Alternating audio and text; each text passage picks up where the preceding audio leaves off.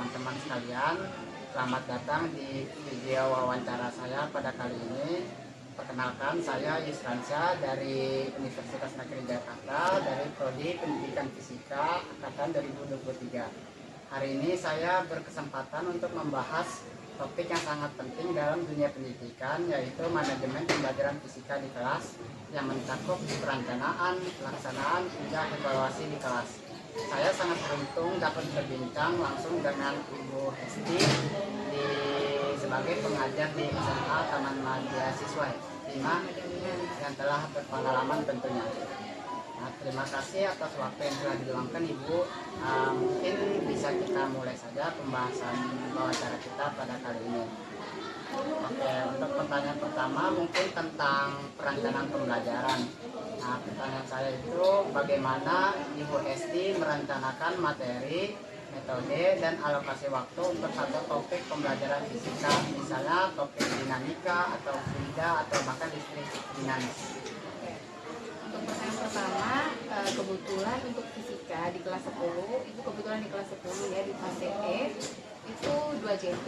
2 JP itu, satu JP-nya 40 menit. Jadi kalau 2 JP itu 80 menit. Biasanya itu untuk kalau sekarang materi kita itu tentang pengukuran suhu ya, ada konversi skala suhu itu nggak bisa dalam satu kali pertemuan atau 80 menit.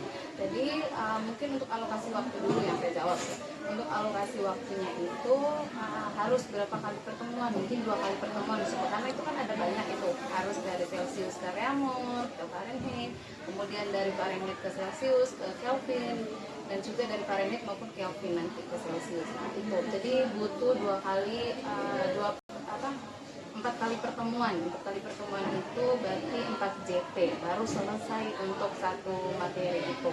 Nah, kemudian untuk RPP itu kebetulan kita kan udah ada kurikulum. Nah, kita juga ada LKS, namanya LKS. Jadi menyusun itu berdasarkan LKS yang ada. Kita menggunakan yang dari Erlangga kebetulan. Jadi menyusunnya itu sesuai itu udah ada, biasanya itu udah ada untuk segmen pembelajaran. Tinggal disesuaikan dengan TP-nya aja tujuan pembelajaran. Kemudian sama yang terakhir tadi pertanyaannya tentang alokasi waktu udah sama metode.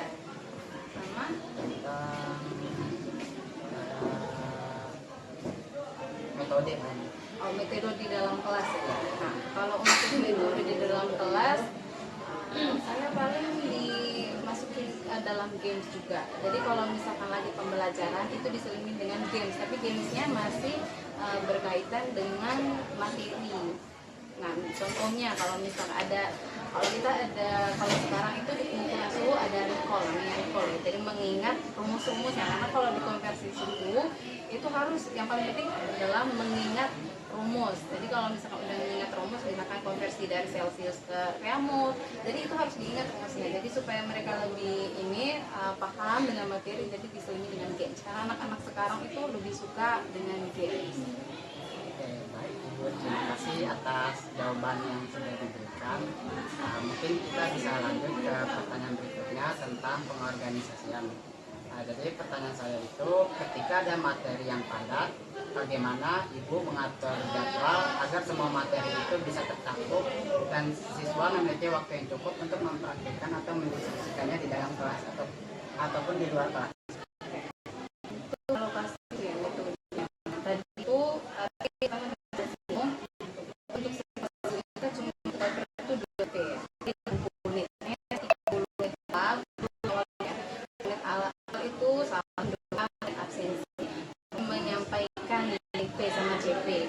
Di 10 menit awal. Nah, kemudian baru masuk ke materi. Materi biasanya kita 30 menit, nanti udah habis 40 menit. Nah, setelah itu baru dikasih latihan. Karena kan fisika pasti ada latihan-latihan contoh soalnya.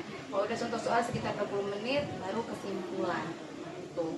Kemudian yang terakhir kalau masih ada waktu biasanya kita games. Nah, kalau misalkan benar-benar padat, biasanya tidak dimasukkan gamesnya. Kalau padat tadi kita kelarin dulu, baru nanti di pertemuan berikutnya baru menyelesaikan tugas-tugas yang sebelumnya atau materi sebelumnya yang belum selesai. Terima kasih atas jawaban yang diberikan. Oke, baik. Selanjutnya ada pertanyaan tentang bagian pelaksanaan. Nah, jadi untuk pertanyaannya itu Ibu kayak strategi pelaksanaan pembelajaran fisika seperti apa yang kira-kira paling efektif Bapak Ibu terapkan agar siswa itu tidak hanya memahami konsep, tetapi juga tertarik dan aktif untuk berpartisipasi di dalam kelas. Oke. Kalau untuk pelaksanaannya itu di kelas, anak-anak itu kan lebih suka ada audio sama visualnya. Jadi mungkin nonton terlebih dahulu. Nontonnya apa? Nontonnya materi, contohnya itu kayak misalkan video-video yang cocok atau yang memang berkaitan dengan pembelajaran hari itu. Nah kalau udah nonton video, baru ada penjelasan, baru latihan-latihan tugas itu cocok untuk mereka menurut saya.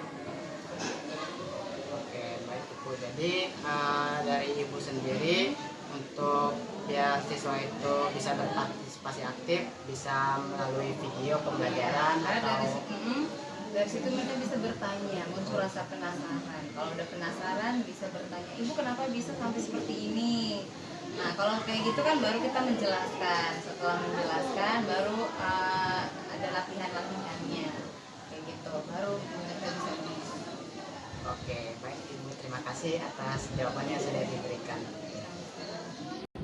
Kita lanjut ke pertanyaan terakhir tentang prestasi pembelajaran. Jadi pertanyaannya itu, metode kontrol atau pengawasan seperti apa yang Ibu Hesti gunakan untuk memastikan semua siswa memahami materi dan tidak ada miskonsepsi atau kesalahan konsep selama proses pembelajaran di kelas? Kalau untuk itu biasanya kalau SMA kita nggak bisa marah ya. Paling kita memberikan apa namanya lebih ke tanya satu-satu ya. Mungkin ada nggak yang masih paham? Biasanya karena udah selesai materi itu langsung tanya. Kalau ada yang belum paham itu boleh silakan. Nah kalau misalkan malu bertanya, biasanya saya tetap ngasih. Kalau misalkan malu di dalam kelas, karena ada anak yang pemalu ya, tentu itu ada pasti di dalam kelas. Kalau misalkan ada yang pemalu, biasanya saya selalu bilang kalau misalkan mau bertanya nantinya boleh ketemu ibu di luar ya, di dalam ruang guru kalau misalnya mau tanya. Jadi mereka kadang itu datangnya sampai di sini di ruang guru supaya apa? Kadang anak-anak itu pemalu ya, nggak semuanya datang ke meja untuk tanya. Paling gitu sih kalau dari saya ini. Oke Ibu, ini mungkin ada pertanyaan tambahan gitu ya Ibu. Kayak menanyakan tentang subtopik implementasi oleh guru saat ini di kelas. Mungkin pertanyaan itu seperti apakah guru menggunakan eksperimen, diskusi kelompok, presentasi atau model pembelajaran tertentu, misalnya kayak project based learning. Oke. Kalau biasanya itu biasanya saya itu menggunakan presentasi ya, anak-anak ya, makalah kemudian dipresentasikan dalam PPT. Supaya apa? Ya kita juga melatih mereka untuk bisa kerjasama dalam tim, kemudian bisa berbicara ya di depan teman-teman dan juga guru. Jadi biasanya itu melakukan presentasi. Itu paling. Kemudian diskusi, kalau presentasi sudah pasti dalam kelompok ya. Jadi itu sudah masuk ke dalam diskusi kelompok. Terima kasih Ibu atas jawaban yang sudah diberikan. Mungkin itu saja pertanyaan wawancara dari saya ke Ibu pada kali ini. Terima kasih sebelumnya Ibu yang sudah bersedia untuk meluangkan waktunya untuk menjawab semua pertanyaan yang saya berikan. Oke, mungkin itu saja video yang bisa saya sampaikan. Sungguh sebuah diskusi yang sangat mencerahkan dari Ibu Hesti kepada saya yang sudah memberikan jawabannya sangat baik. Nah, dari wawancara ini saya mendapatkan pemahaman yang mendalam mengenai pentingnya manajemen pembelajaran yang terstruktur, mulai dari perencanaan yang matang, lalu pengorganisasian sumber daya, lalu strategi pengarahan yang efektif, hingga proses kontrol dan evaluasi yang berkelanjutan. Oke, semoga wawasan yang Ibu Hesti berikan dapat menjadi inspirasi dan referensi bagi saya, khususnya dalam mempersiapkan diri saya menjadi pendidik profesional di masa depan. Oke, sekali lagi terima kasih banyak atas waktu yang telah Ibu Hesti berikan. Sekian mungkin dari video wawancara saya, sampai jumpa di kesempatan berikutnya.